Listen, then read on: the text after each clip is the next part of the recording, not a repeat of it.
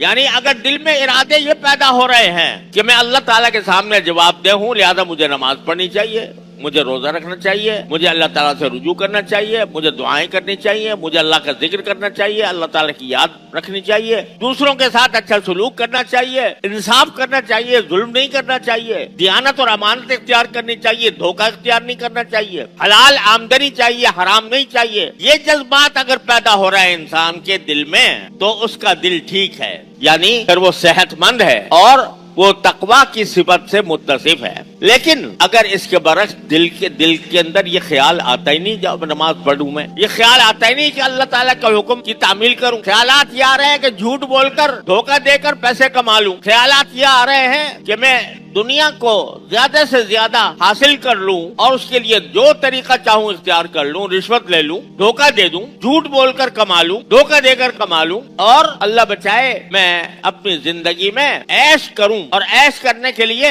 مجھے اگر گانا بجانے میں مزہ آتا ہے، گانا بجانے میں مشغول ہو جاؤں. الیاذ باللہ اگر فحاشی میں مزہ آتا ہے، فحاشی کی طرف چلا جاؤں. اگر میرے دل میں یہ خواہش پیدا ہو رہی ہے کہ میں نامحرم عورتوں کو دیکھ کر لذت حاصل کروں تو میں اس طرف چل پڑتا ہوں. یعنی جتنے گناہ کے راستے ہیں میرا دل اس طرف مجھے لے کے جا رہا ہے. تو اس کا معنی یہ ہے کہ وہ دل خراب ہو گیا، فاسد ہو گیا. اور جب وہ خراب ہو گیا تو انسان کی پوری زندگی روحانی اعتبار سے خراب ہو گئی. اگر وہ ٹھیک ہو گیا تو ٹھیک ہونے کا معنی یہ ہے کہ اللہ تبارک و تعالیٰ کا خوف اس کے دل میں پیدا ہو گیا، تقوی پیدا ہو گیا. اور اگر وہ اپنے جذبات پر قابو نہیں پاتا اور ان خواہشات کو بھی مزے سے پورا کر رہا ہے جو اسے گناہ کی طرف لے جا رہی ہے، جھوٹ کی طرف، غیبت کی طرف، فحاشی کی طرف، عریانی کی طرف، رشوت خوری کی طرف، تو پھر اس کے معنی یہ کہ تمہاری دل کی وہ جو لطیف طاقت ہے وہ خراب ہو گئی ہے. وہ خراب ہونے کے نتیجے میں جس طرح دل کا ظاہری وجود اگر خراب ہو جائے تو زندگی خراب ہو جاتی ہے، اسی طرح اگر وہ طاقت خراب ہو جائے اور غلط راستے پر لے جانے لگے تو انسان کی آخرت خراب ہو جائے، پھر وہ جنت کے بجائے جہنم کا راستہ اختیار کر لیتا ہے. یہ مطلب ہے سرکار دو عالم صلی اللہ علیہ وسلم کی اس حدیث کا کہ خوب سمجھ لو، جسم میں ایک لوتھڑا ہے، اگر وہ صحیح رہتا ہے تو سارا جسم صحیح رہتا ہے، اگر وہ خراب ہو جائے تو سارا جسم خراب ہو جاتا ہے. اس کا مطلب یہ ہے کہ اس دل کے ساتھ جو تمہاری خواہشات، تمہاری امنگیں، تمہارا شوق، تمہارے جذبات وہ اگر صحیح رخ پر تمہیں لے جا رہے ہیں تو پھر وہ دل صحیح ہے اور تمہاری زندگی صحیح ہے اور تمہاری آخرت بھی بن رہی. لیکن اگر وہ تمہیں غلط راستے پر لے جا رہے ہیں تو اس غلط راستے پر لے جانے کی وجہ سے وہ تمہاری ساری زندگی کو برباد کر کے تمہیں جہنم کی طرف لے جائیں گے. اعوذ باللہ العظیم. یہ مطلب ہے سرکار دو عالم صلی اللہ علیہ وسلم. اب ذرا سی بات یہ سمجھ لو کہ جن باتوں کا اللہ تبارک و تعالیٰ نے ہمیں حکم دیا ہے ان میں سے کچھ تو وہ ہیں جن کا تعلق ہماری ظاہری اعضاء سے، نماز پڑھنا، روزہ رکھنا، زکوٰۃ دینا، حج کرنا، ذکر کرنا، یہ ہمارے ظاہری اعضاء سے ان کا تعلق. لیکن کچھ چیزیں ایسی ہیں، کچھ اعمال ایسے ہیں جو اللہ اور اللہ کے رسول صلی اللہ علیہ وسلم نے جن کا ہمیں حکم دیا ہے اس باطنی طاقت کو درست کرنے کے لیے کہ وہ صحیح طرف ہمیں لے جائے، غلط طرف نہ لے جائے.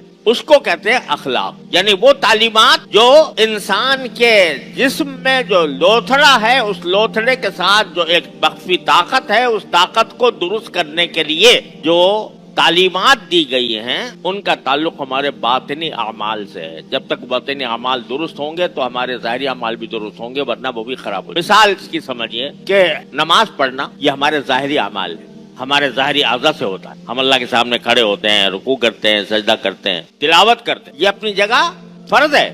لیکن اس کے ساتھ ایک باطنی چیز ہے جو اس کے ساتھ فرض ہے اور وہ ہے اخلاص. اخلاص کے معنی میں جو کام کروں اللہ کے لیے کروں، اس کا مقصد دکھاوا نہ ہو، اس کا مقصد کوئی دنیاوی فائدہ حاصل کرنا نہ ہو، بلکہ نماز میں کس لیے پڑھوں؟ اس لیے پڑھوں کہ میرے اللہ نے مجھے حکم دیا ہے، میرا اللہ اس سے راضی ہوگا. اس کو کہتے ہیں اخلاص. اب یہ اخلاص جو ہے یہ نہ ہاتھ سے ہوتا ہے، نہ منہ سے ہوتا ہے، نہ پاؤں سے ہوتا ہے، نہ کسی ظاہری عضو سے ہوتا ہے. یہ اخلاص کہاں ہوتا ہے؟ دل میں ہو. دل میں ہونے کے کیا معنی کہ اللہ تعالیٰ نے اس لوتھڑے کے ساتھ جو ایک طاقت پیدا فرمائی ہے لطیفہ غیبیہ، اس میں ہوتا ہے اخلاص پیدا. اس کی جس طرح نماز کا ظاہری ڈھانچہ یہ فرض عین ہے، اسی طرح اس نماز کے اندر اخلاص ہونا یہ بھی فرض عین ہے. ظاہری ڈھانچہ ظاہر ہے اور دل کے اندر جو خالص اللہ کی رضا مقصود ہو یہ باطن ہے, یہ بھی فرض ہے. اگر یہ فرض ادا نہ کیا نماز بیکار ہے. اگر اخلاص نہیں ہے, دکھاوا مقصود ہے, وہ نماز بیکار ہے, اس کی ایک دمڑی قیمت نہیں. لہذا ایک میں نے مثال دی ہے کہ جو باطنی قوت ہوتی ہے اللہ تبارک و تعالی نے دل کے اندر پیدا فرمائی ہے, اس کا تعلق اخلاق سے ہے. اس میں سے اخلاق کا پہلا سبق ہے اخلاص. اور یہ اخلاص صرف نماز ہی میں ضروری نہیں ہے, روزے میں بھی ضروری ہے. روزہ رکھے آدمی تو اللہ کے لیے رکھے, اللہ تعالی کی رضا کے. صدقے میں بھی ضروری ہے, زکوٰۃ میں بھی ضروری ہے. آدمی پیسے دے, غریبوں پر خرچ کرے, لیکن غریبوں پر خرچ کرنے کے اندر نیت یہ ہو, ارادہ یہ ہو کہ سب لوگ دیکھیں گے تو کہیں گے بھئی کتنا سخی آدمی ہے, اللہ کے راستے میں خرچ کرتا ہے. اگر یہ دماغ میں بات آ گئی, دل میں یہ بات آ گئی تو اخلاص ختم ہو گیا, ریاکاری آ گئی, دکھاوا آ گیا, جس نے اس ظاہری عمل کو بھی بیکار کر دیا. مصدقہ بیکار ہے جو اللہ کی رضا کے لیے نہ ہو, اپنی بڑائی ظاہر کرنے کے لیے, اب لوگوں کی تعریف حاصل کرنے کے لیے کوئی کر رہا ہو تو وہ بیکار ہے. اللہ کے ہاں اس کی ایک دمڑی قیمت نہیں. ویسے صدقے کے بارے میں یہ فرمایا کہ 1 روپیہ صدقہ کرو گے تو 700 گنا ثواب تمہیں ملے گا, لیکن جب اخلاص نہ رہا تو 700 گنا تو درکنار, وہ ریاکاری کا گناہ لے کر آ گیا, دکھاوے کا گناہ لے کر آ گیا. اس سے معلوم ہوا کہ جو ظاہری اعمال ہیں ہمارے, وہ ظاہری اعمال بھی اس وقت تک درست نہیں ہو سکتے جب تک کہ ہمارا باطن یعنی ہمارے دل کے ساتھ وابستہ جو قوت ہے وہ صحیح کام نہ کر رہی ہو. سوشل میڈیا پر سب سے قدیم اور سب سے ریلائبل برانڈ درسقرآن.com